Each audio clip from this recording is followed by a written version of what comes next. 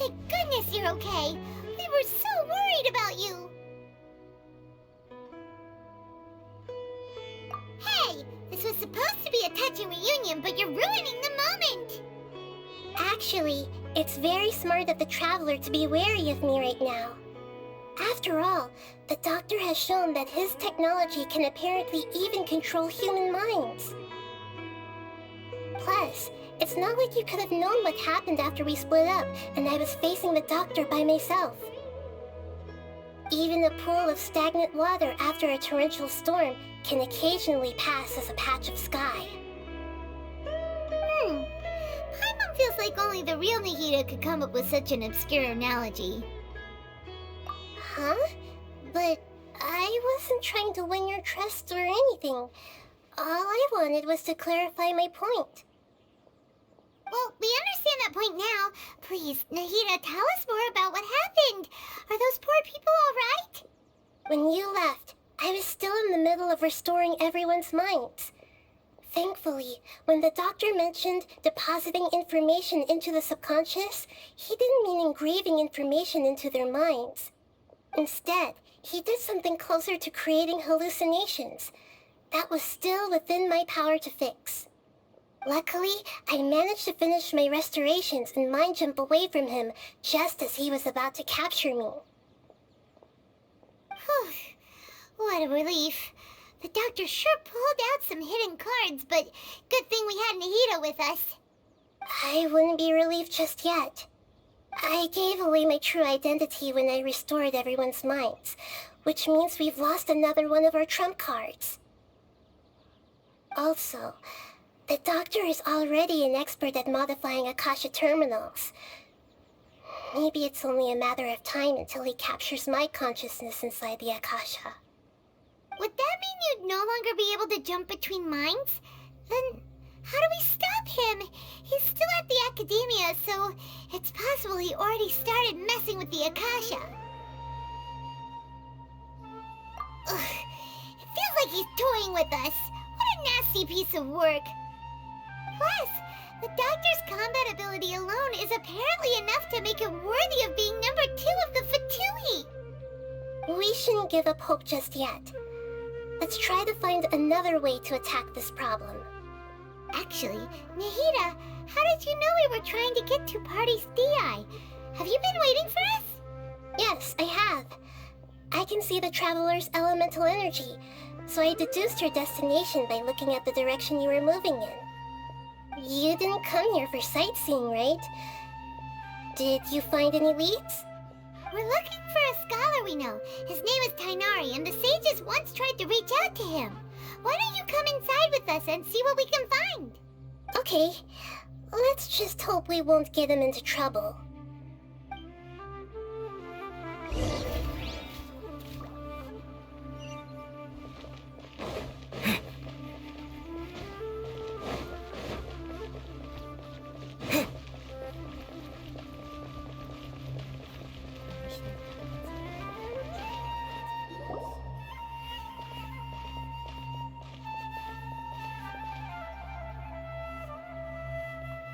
Traveler?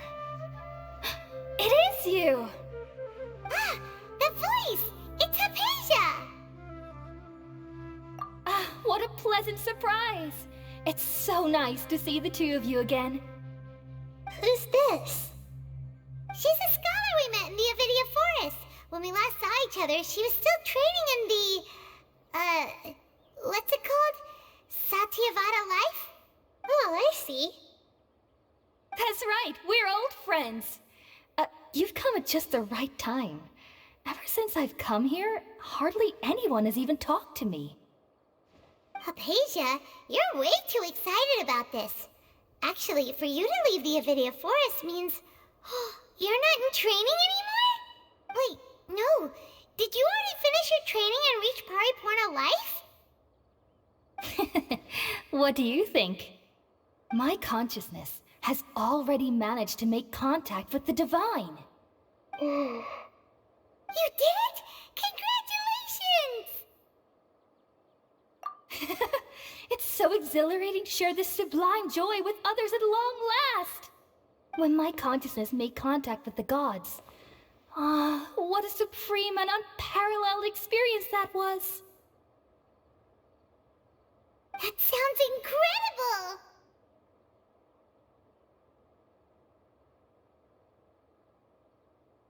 Oh, all right. Actually, please wait. I haven't forgotten my promise to you. Remember? I promised to help you understand what you saw from Irminsul once I gained deeper insights.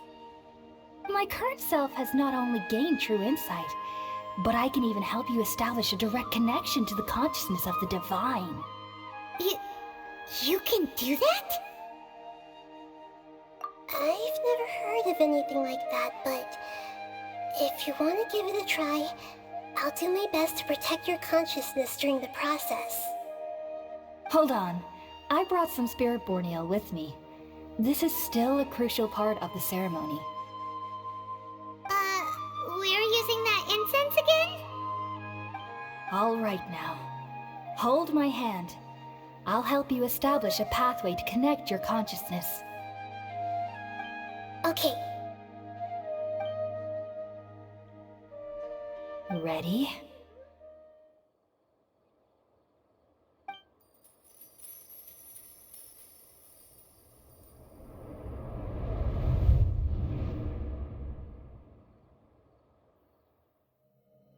It took 3 betrayals for me to finally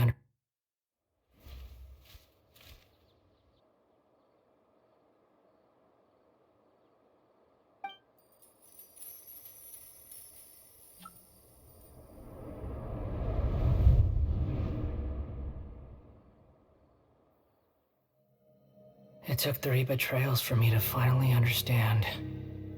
The world is just an elaborate tapestry of lies. My fury will never be quelled.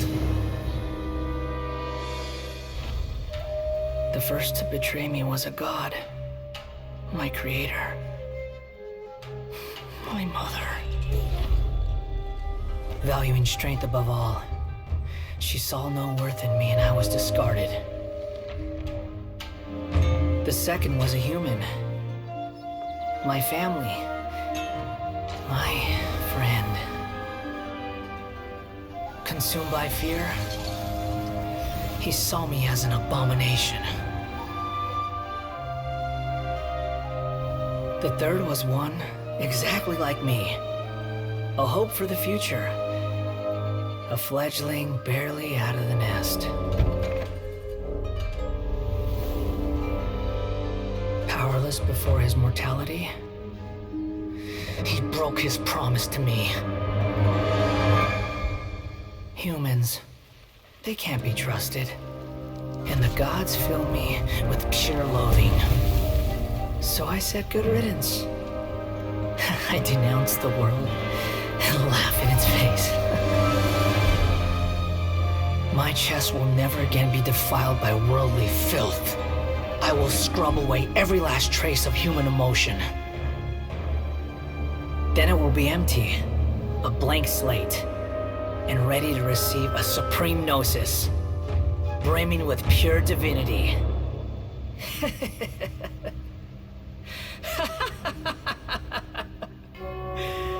There is no need to fear. The pain will be brief. Your era is coming to an end.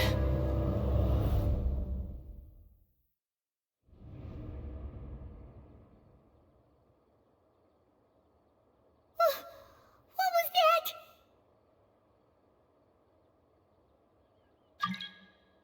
Did we actually just see the Baladier's memories? Everything matches what we know about him. But how is he connected to the divine consciousness that Hypatia was talking about? You saw it, right? You felt it, right?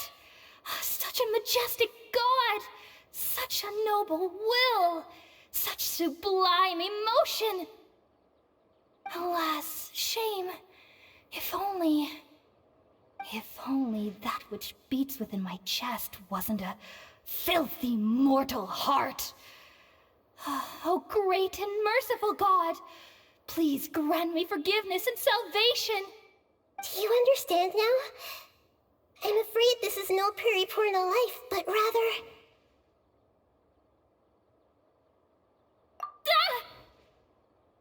You! Why are you so mean to me?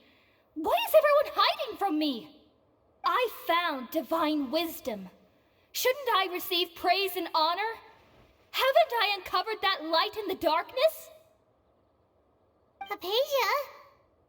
That's how I always thought everything should be. Wait. Have I already lost my mind?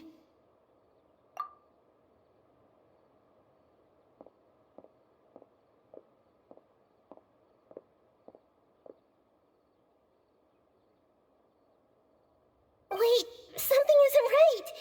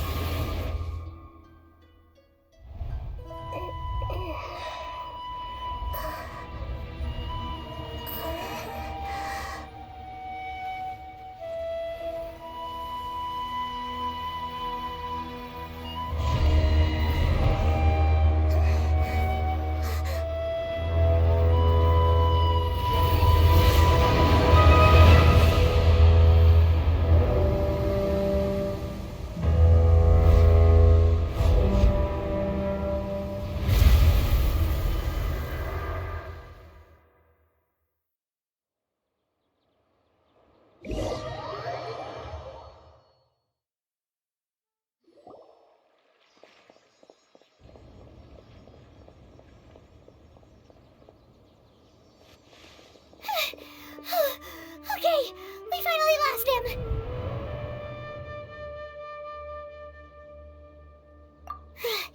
Are you okay, Nahida? Wait, no. Something feels different. You're back! Oh, the Traveler's back?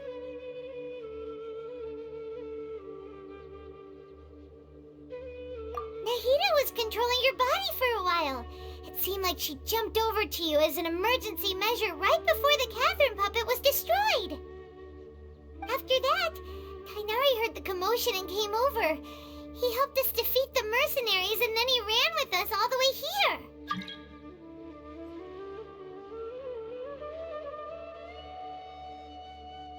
What? You swapped places? You mean your consciousness also went into Nahida's body? Wait, then where is Nahida's consciousness? Where is she now? I never imagined that an individual's consciousness could be transferred around like this. Had I not seen it with my own eyes, I would have never believed it. I don't think this can be achieved with current human technology. Also, while we were running, the consciousness in your body told me to pass on a message. She said, "The doctor has found a way to trap my consciousness, so I can't journey with you anymore. But even in a moonless night, a shower of starlight can still drown out illusions and lies." Oh no! Nahida's trapped in the sanctuary of Surathana for good this time. Was that message all she left for us? It's pretty vague.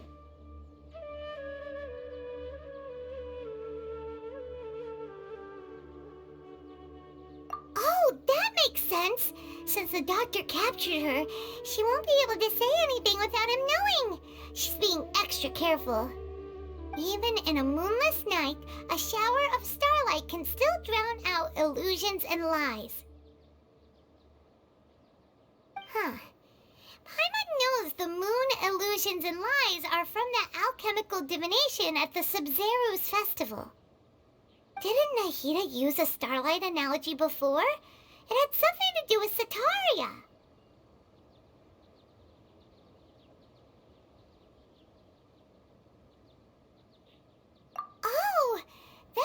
lot of sense.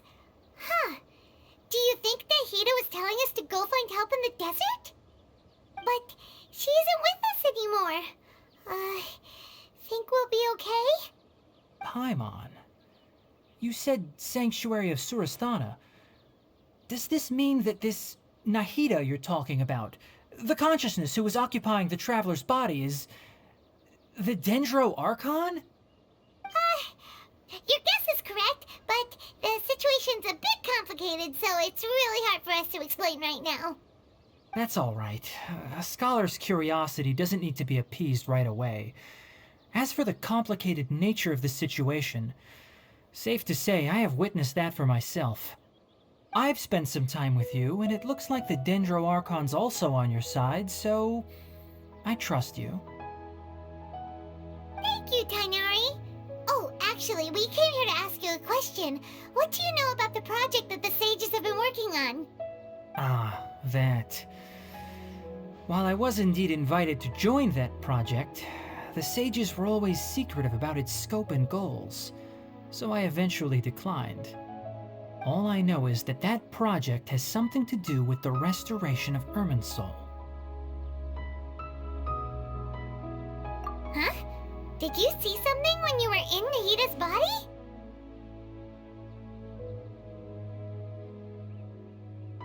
What? Do you have any evidence?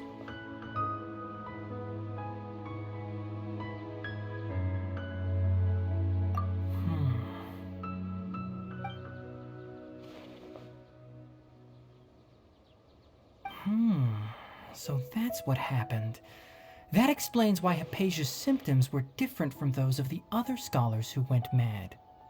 It's because she made contact with the consciousness of a new god who is still in the process of being born. Tainari, did you leave the Avidia Forest because of Hypatia? I did. I noticed Hypatia's mental anomalies, but since her symptoms were rather atypical, I secretly took her to Pardis Dii and began searching for a way to return her to her normal self.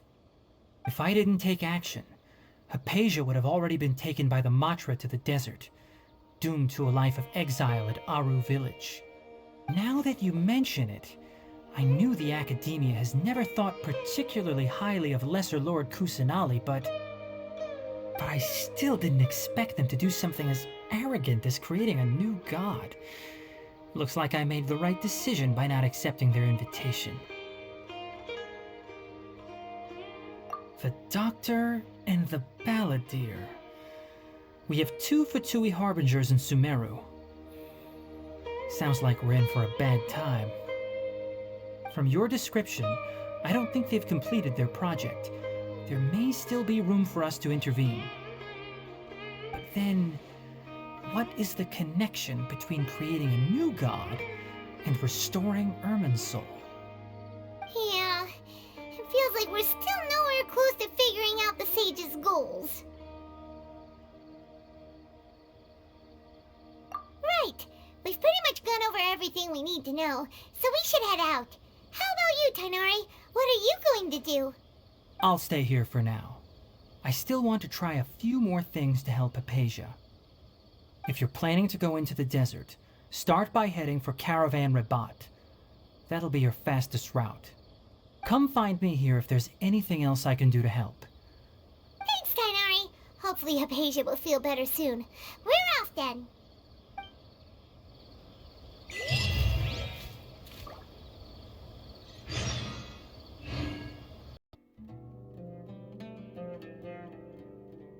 For I, Fischl, and the Prinzessin der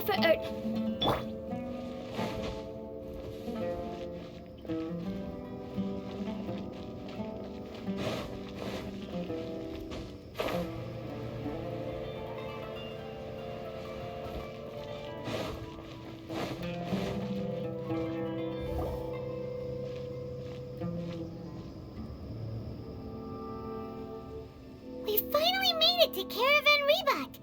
It's pretty lively here. So, just past this wall is the desert, huh? Oh, wow. Paimon remembers hearing people call this the Wall of Samiel. it's made to block sandstorms from the outside. Oh, if it's this tall, it's gotta be the divine work of Greater Lord Rukkhadevata, right?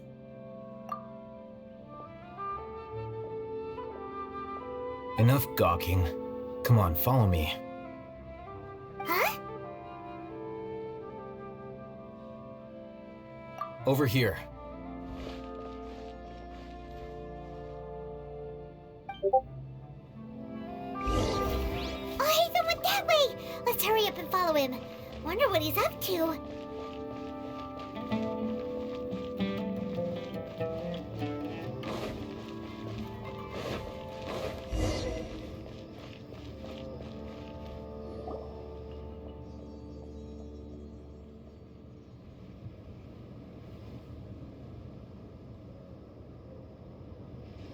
What the... Where did he go? How did we lose him? They were just here a second ago. More Eremite mercenaries? Who are they working for this time?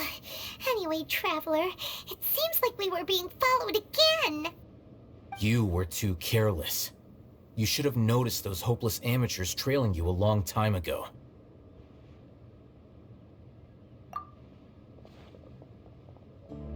There's no need to thank me. I've never cared to keep track of personal favors. All I did was correct a mistake I happened to come across. It's a habit I developed at the academia. You really gave Paimon a scare, Al Hatham. We never thought we'd run into you here. Last time we met at Port Ormos, didn't you say you were going back to the academia? Wait, don't tell Paimon that you're here to take us back on their orders. Oh, so you've already landed yourselves on the academia's hit list. I can't say that I didn't expect it. However, had I wished to turn you over to the academia, don't you think you'd already be the Eremites' honored guests by now? Oh, right. You do have a point. I have no interest in running errands for that project. As a scholar, I've always belonged to the camp that promotes researcher autonomy. And these days, you're more fascinating than anything the sages can offer. Not quite. To tell you the truth, I'm still investigating the Divine Knowledge Capsule. Unfortunately, I've run into some difficulties. Everyone says the capsule originated in the desert and was eventually moved to Port Ormos. If I am to get to the bottom of this, I must understand how the capsule first came to be. Which brings me back to you, and why you're so interesting.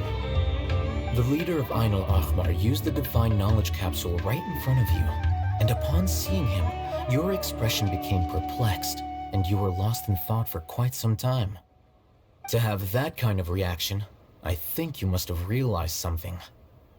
Are you interested at all in sharing what you've been hiding from me? Oh, Hatham, you really have a ridiculous eye for detail. What kind of person even notices and remembers stuff like that? So that's your answer. Well, I do work for the academia after all. So considering that, it is indeed wise to keep your cards close to your chest. But that does prove you do have some undisclosed information about the Divine Knowledge Capsule. Am I right? No matter. Rather than simply learning the answers from you, I'd still prefer to investigate on my own. Speaking of, you two are also headed to the desert? That's right. We have the same plan as you. But we don't really have any concrete goals at the moment. Then I'd suggest starting with Aru Village. It's the largest settlement in the desert, so it'll probably have more resources and intel than anywhere else. Well, would you like to head there together? It's always better to travel with someone you know. Let's go!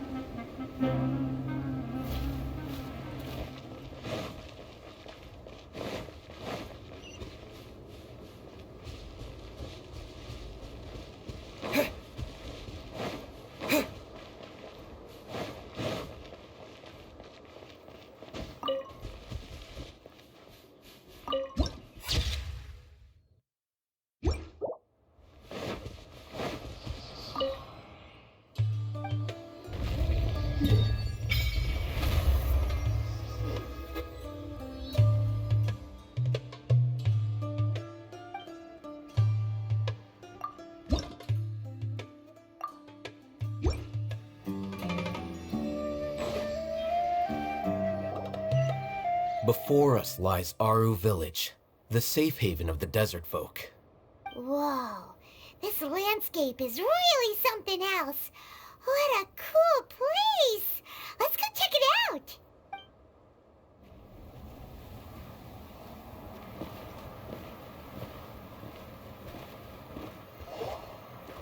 Wow!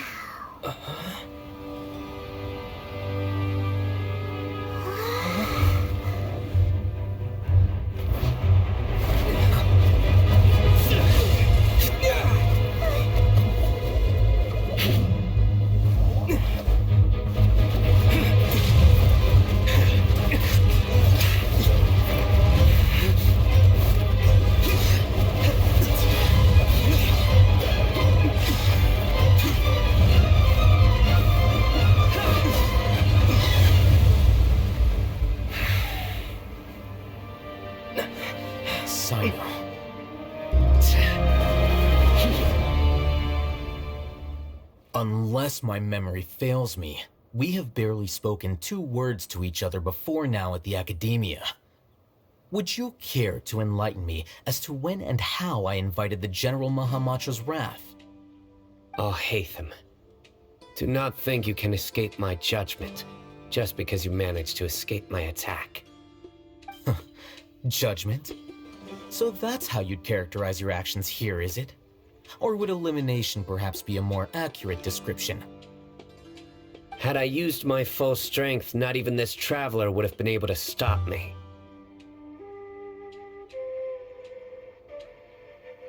Though styled like an assassination, I sought only to ensure that my target would be unable to flee or resist. Standard practice for the Matra, as well you know. Seemed to me more like your own personal touch. Who is that, Al-Haytham? Did you call him General Mahamatra? Yes. General Mahamatra Sino, head of all the Matra at the Academia. He's a formidable hunter, and the ultimate nightmare for any who have committed academic crimes. You seem to have placed a lot of trust in Al-Haytham, to the point of blocking an attack for him. If I were you, I'd never choose to side with him. I have been pursuing this scribe for a long time. I urge you, stand back and do not seek to defend him any longer. Otherwise, there will be consequences.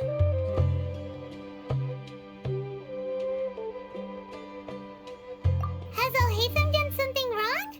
Hyman doesn't think he's as bad as you've made him out to be. I won't waste my breath explaining things. Al-Haytham, I saw it during our fight. Take it out. The divine knowledge capsule you're hiding on your person. Unless you want me to retrieve it for myself. Very perceptive of you. Nothing escapes a Matra's senses. Wait, the divine knowledge capsule? Didn't it fall into the Matra's hands in Port Ormos?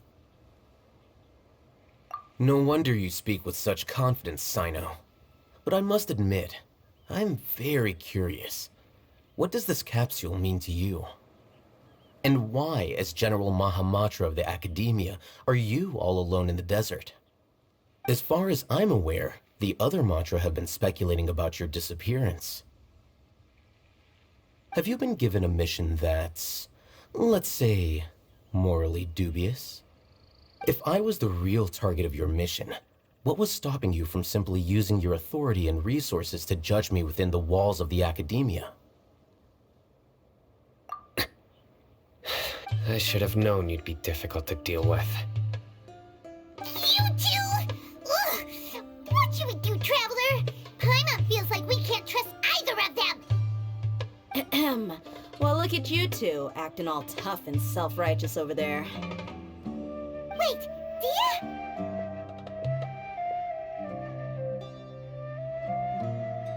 Great! Finally, someone that we can trust! You gotta help us out here, otherwise these two are gonna start fighting again! Yeah, sure looks that way. Two giants from the academia duking it out once and for all.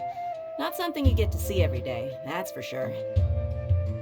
Listen, I know you academic types love to fill up your big brains with self-righteous morality and lord your empty rules and virtues over each other. But how dare you bring your petty disputes into the safe haven of Aru Village?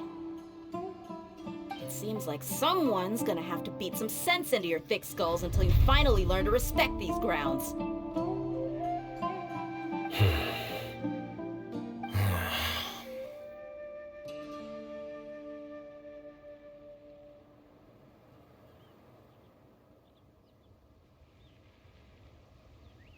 Hey, did either of you hear a word I just said?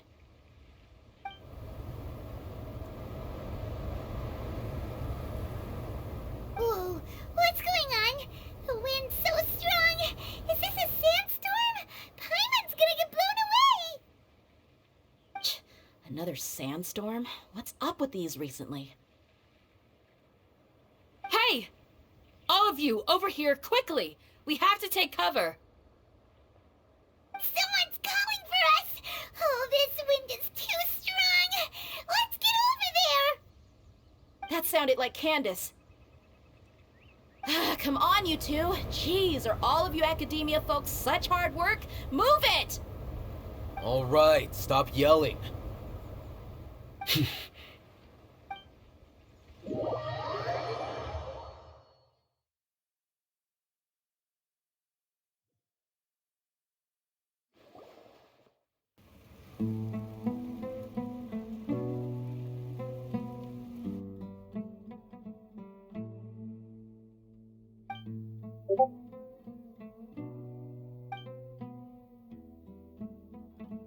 Well, this is pretty awkward.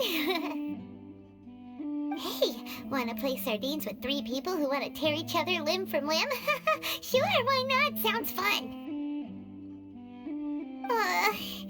The air is so thick and heavy. Paimon can hardly keep floating anymore. My sincere apologies, everyone. This is the home of our village chief. I will have to ask you to make do with this small room until the sandstorm dies down. Please, let me introduce myself. I am Candace, protector of Aru Village. Our savior has come at last! Nice to meet you, Candace. The name's Paimon. Thank you so much for helping us. There's no need to thank me. It's only right to help each other when the weather gets rough. Wow, she's so gentle and caring, like a nice older sister. Unlike those guys over there. All right. Now that we're all better acquainted, we should return to the topic at hand. As a guardian charged with the responsibility to protect my fellow villagers from harm, I was observing your conflict from afar, even before the sandstorm started. And now that you have set foot within our village itself, it is all the more my responsibility to make absolutely sure that you pose no threat whatsoever to us. So please, have an honest and sincere conversation with one another, and put your hostile feelings to rest. If anyone dares to start anything again while they are under this roof, I will not hesitate to send them out for some quality time with the creatures of the sandstorm. Oh, on second thought, Paimon may have misjudged Candace's character. And that goes for you too, Miss Dia. Do I make myself clear? All right, we got it, Candace. That's what I like to hear. So, which of you will begin? I was supposed to be a mediator, but I might have gotten a little too involved just now. Anyway, one of those two should probably start talking. Wait, that was you trying to be a mediator? I have nothing to hide, so there's no shame in explaining myself. While Al-Haytham wasn't wrong about the other Matra not knowing my whereabouts, it's not because I've been assigned a morally dubious mission. Rather, I've chosen to exile myself. Huh? Exile yourself? A little while ago, I discovered that there was data missing in the Academia's project planning and development files. What little they did report clearly did not match the project's actual progress. As General Mahamatra, I had the responsibility and authority to request an audit. However, to my surprise, the person responsible for the erroneous data was none other than Grand Sage Azar himself. I tried to investigate the issue myself before submitting a formal audit request, but I soon found that all leads and potential pieces of incriminating evidence were carefully concealed from me. I began to realize that they were cautious of me from the very beginning. Unsurprisingly, the Grand Sage rejected my audit request as soon as the submission reached his desk. He even said to me, "The power of the General Mahamatra is granted by the sages. You have no right to judge us." So they really are up to no good. I realized then that to the Grand Sage, the Matra are nothing more than tools for the sages to assert and maintain their control over knowledge. The vows that we took, the principles that we strive to uphold, they are meaningless to the academia of today. I believed it would be wise to flee the academia before the sages had a chance to take action against me. This way, they can no longer see nor predict my actions. I will never give up on this investigation. There's no need for someone else to give me power or authority. Once I find the truth, I will administer judgment by my own name. Sino seems to have the same goal as us. We're all investigating the sages. Plus, now that he's no longer the General Mahamatra, he somehow feels a lot less scary. Well, Sino, if that's your story, then why did you see Al-Haytham as a target? When I was investigating the matter in the academia, I overheard a conversation between Al-Haytham and a sage. The sages asked you to investigate a blonde-haired traveler. Do you dispute this, Al-Haytham? What? Like many parts of the project, this assignment was undocumented. Now throw in your suspicious behavior with the Divine Knowledge Capsule, and I think we deserve an explanation. Yes. I was indeed tasked with investigating the Traveler. Al-Haytham! After all, the promised reward was so great that hardly any scholar could have refused. The sage told me, once you've completed this assignment, I can give you a glimpse of divine knowledge. A most enticing offer. Unfortunately, those academics don't know me at all. Their words contained one key piece of information, namely that divine knowledge indeed exists. That gave me all I needed to know. From my perspective, the sages are far from trustworthy. Think about it. Isn't it a little strange they're so willing to share divine knowledge with anyone, even as a reward? So, I began my own investigation following the lead of the Divine Knowledge Capsule. In the end, I realized my wisdom in committing to this rather than collaborating with the sages. Had I been less guarded, I probably would have ended up like that Ain al-Ahmar mercenary, incapable of remaining sane for long enough to hold a conversation. You mean that the sages originally planned to dispose of you, using one of those capsules that drive people insane?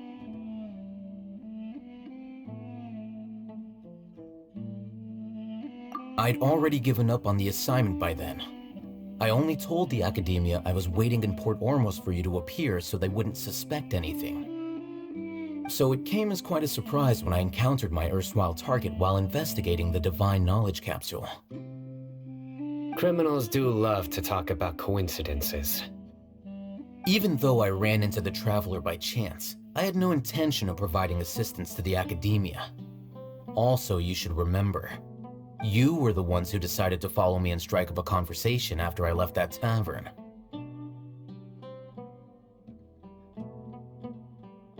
That's true. Alhaitham helped us out at Caravan Rebat as well. Maybe he's telling the truth.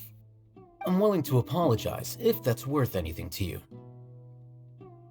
I took the Divine Knowledge Capsule behind your back because I judged its existence to be a significant risk.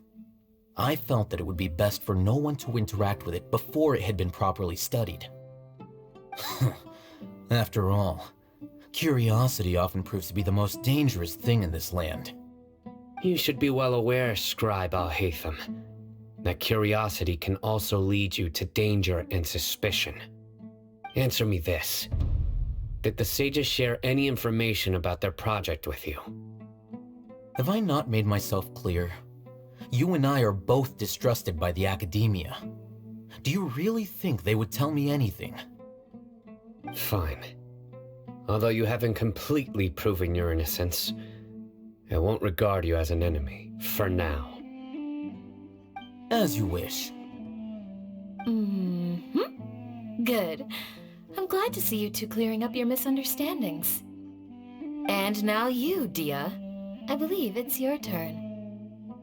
Oh, sorry. Whatever the boys were talking about must have been so boring that I spaced out. My situation is pretty straightforward. My employer, Dunyarzad of the Homayani family, is friends with the Traveler and is currently recovering from her illness at home. I had nothing going on, so I decided to return to Aru village for a visit. I was actually looking forward to a pretty exciting time getting back together with everyone here. But then I saw these two random guys in the middle of a pointless argument.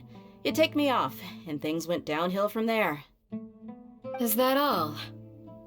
Well, I will admit that definitely sounds like your style. In that case, welcome back, Dia. That's more like it. I missed you all so much, Candace. Whoa! What was that sound? No need to worry. Now that you're no longer at each other's throats, please make yourselves at home. I'll take a quick trip outside to clear out some of those creatures in the sandstorm. Creatures? In the sandstorm? Are you sure you don't want some backup? Fighting in a sandstorm is not for the faint-hearted. Anyone without extensive training in these conditions is at a disadvantage. You needn't worry. Yeah, just leave him to Candace. Don't worry, she's as tough as they come.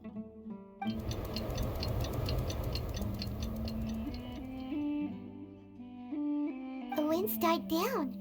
That means the sandstorm's over, right? Candace still isn't back yet, though. Is she alright? Maybe we should go out and check on her. When you put it that way, even I'm starting to feel a little worried. Alright, let's go. We've been here long enough, and the boys are as chatty as the floor.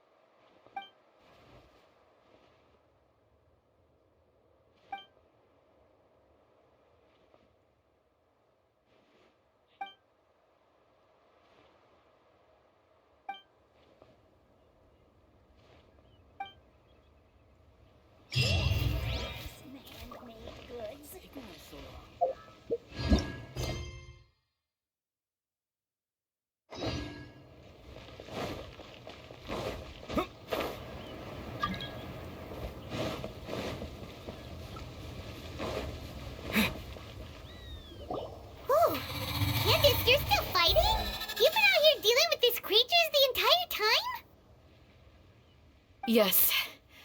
They just keep coming in waves. I've lost count of how many I've defeated. Before I realized it, even the sandstorm had stopped.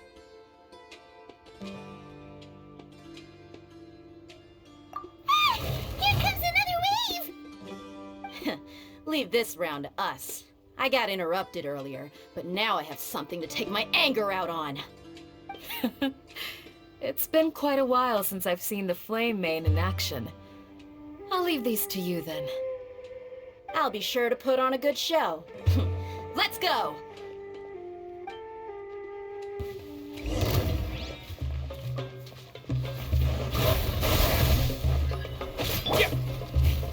By royal decree!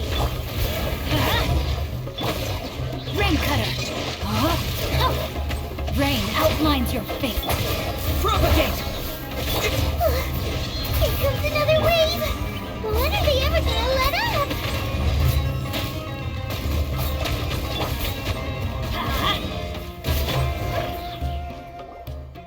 The creatures stopped appearing. Was that the last of them?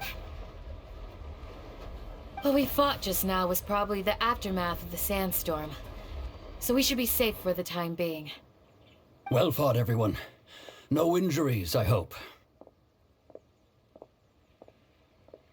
Huh? Who are you? Ah, my apologies. I haven't had a chance to greet you yet. I had my hands full taking care of the village's elderly and children. I am the chief of Aru village. Everyone usually calls me Uncle Anpu. Sir, I am also originally from the desert, but I have not been back for some time now. May I ask if such sandstorms are common?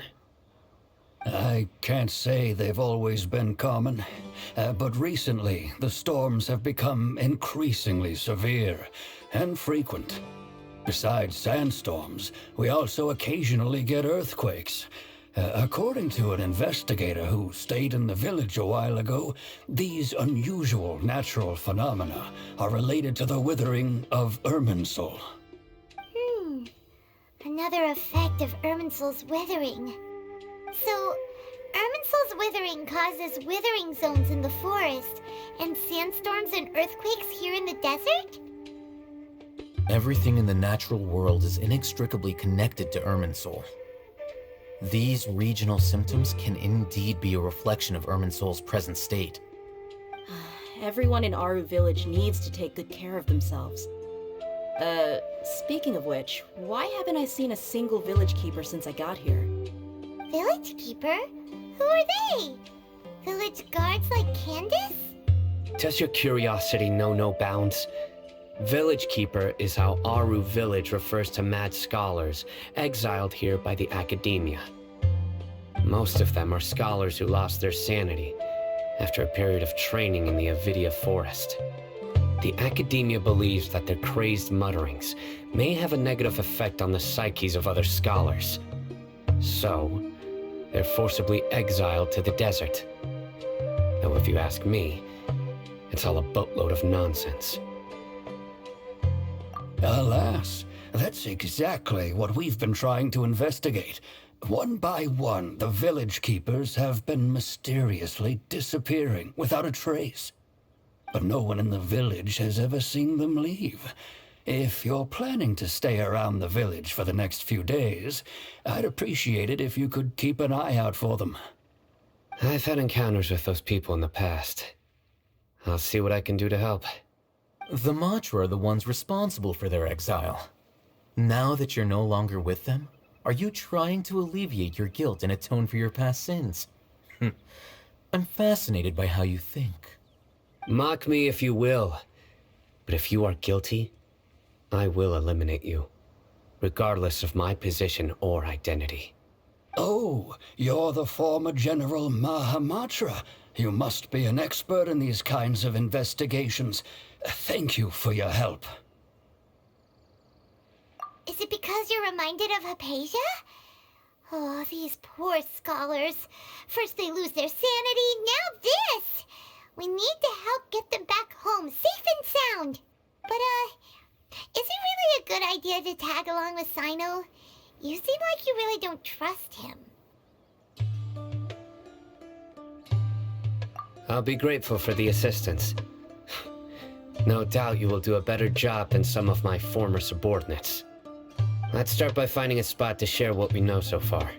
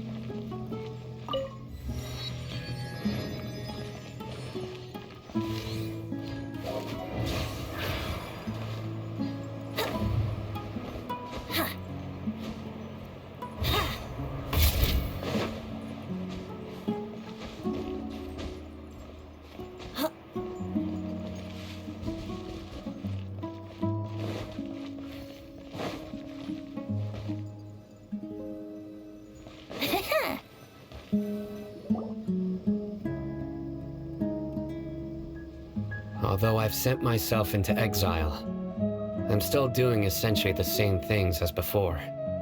Do you still have any questions for me before we start our investigation?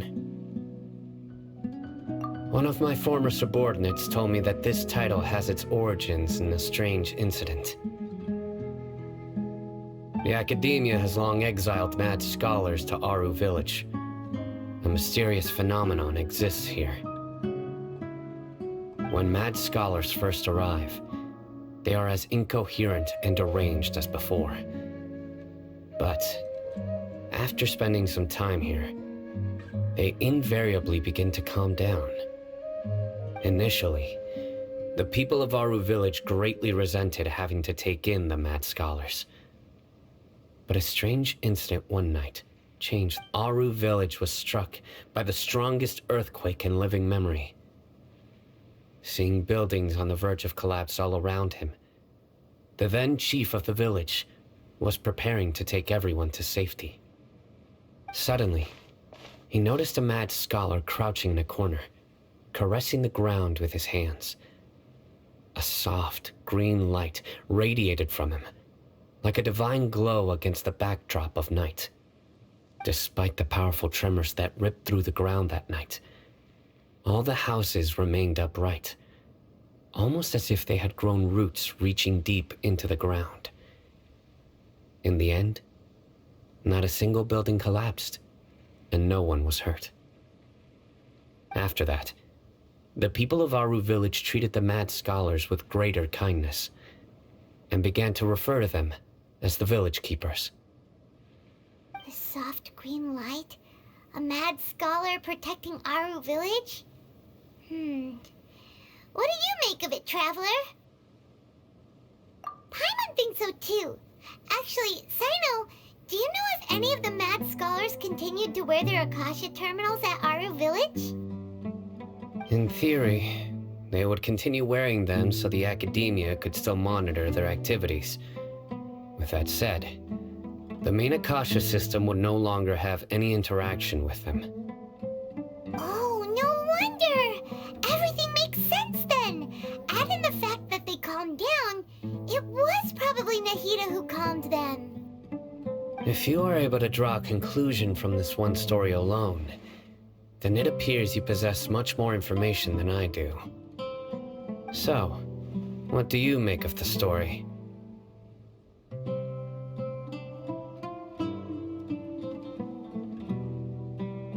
Really? Lesser Lord Kusanali. What? You don't believe us? Lesser Lord Kusanali was definitely using the Akasha to give her power to the mad scholars! No, it's not so much that I don't believe you. I'm just struck by your reasoning. Lesser Lord Kusanali, the current Dendro Archon, is she really active in Sumeru? The Academia has always placed far greater importance on the late Greater Lord Rukkhadevata. They've more or less ignored Lesser Lord Kusanali, and I've never had any reason to doubt their views. In addition, I've never heard any stories about Lesser Lord Kusanali and her deeds. To me, she might as well have been a god that never existed. No way! Nahida definitely exists! She's a... How should Paimon put it? She's a good Archon who's kind and wise. Even if she says weird stuff sometimes.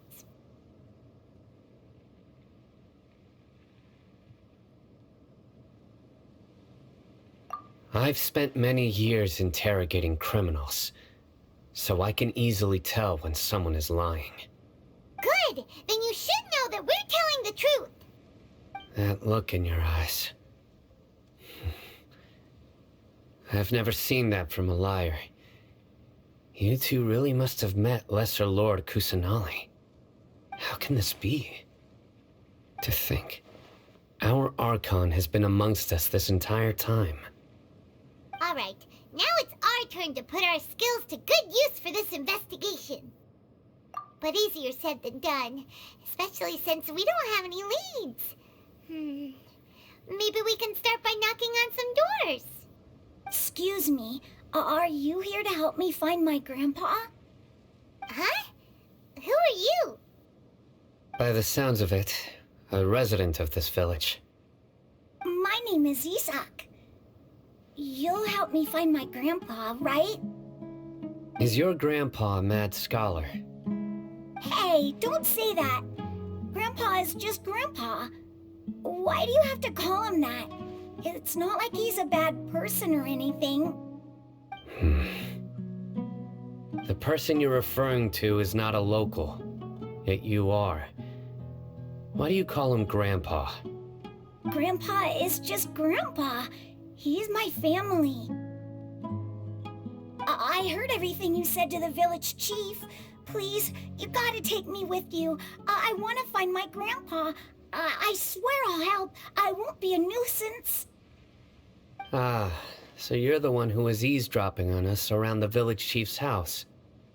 I was planning to go out and take care of whoever it was, but I had a vague feeling that they didn't harbor any ill intent.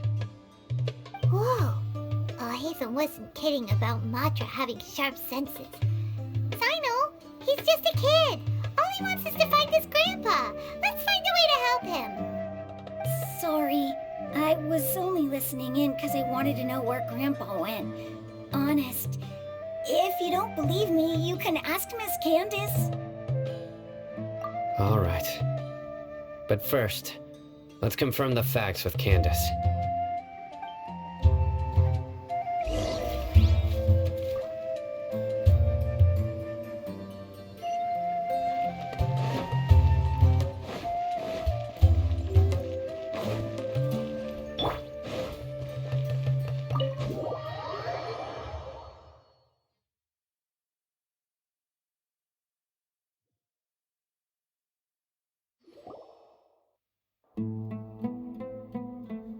Sino is super vigilant. Is this what all the Matra are like? Ah, you're back already. We just wanted to confirm something with you. Do you know a boy by the name of Isak? I had a feeling he'd go looking for you. Huh? You knew this would happen? Yes. Although he tried his best to stay hidden, I still noticed him eavesdropping outside the window. He really wants to get his grandfather back. Isak's parents were both Eremite mercenaries who rarely returned to the village after finding employment in the city. He was raised by his grandfather. Unfortunately, it was only a few years before his grandpa passed away. Isak was still very young at the time, so various families in the village took turns caring for him so he could survive. Later, an elderly mad scholar arrived at the village. Isak thought the scholar bore a striking resemblance to his grandfather, and thus often spied on the man. However, the scholar was unkempt in appearance and incoherent in speech. Although Isak referred to the man as his grandpa, he was afraid and didn't dare to approach him. One summer night, the oft mumbling and bumbling grandpa suddenly calmed down and seemed to become more lucid. He even noticed Isak hiding in the distance. So Grandpa walked up to Isak and patted him on the head. He even took Isak to the entrance of the village, where he patiently taught the boy the names of the stars, and accompanied Isak until he fell asleep. The next morning, Isak woke up and wanted to go find his grandpa again, only to realize his grandpa no longer recognized him. However, even so, Grandpa retained his calm expression. It's said that those who saw the scholar claimed he no longer appeared to be crazy, but appeared to be living in his own world, almost as if he were sleepwalking. Isak was thrilled that his grandpa was able to find peace, and would follow him all the time, asking him things like, "Grandpa, want me to take you somewhere fun?" Or, "Grandpa, could you tell me stories about the stars again?" All this somehow just makes Paimon feel really sad. It seems like they both deserve so much better. Perhaps. Nearly everyone who lives in the desert has some form of hardship or regret. But even so, we must still continue on with our lives. It's also my reason for fighting. I must continue to protect this land.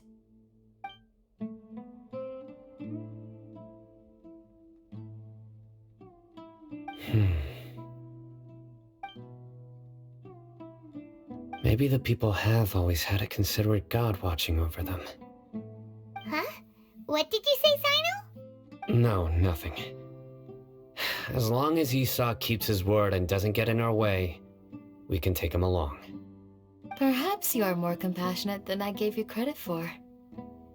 Please accept my thanks on Isak's behalf, Sino.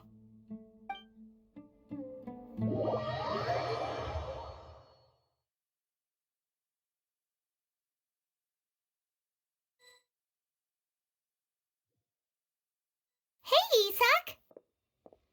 Oh, it's you guys! We've cleared everything up. Let's go find your grandpa. Really? Wow! Thank you so much! Yeah! All right. Let's ask the local residents some questions first.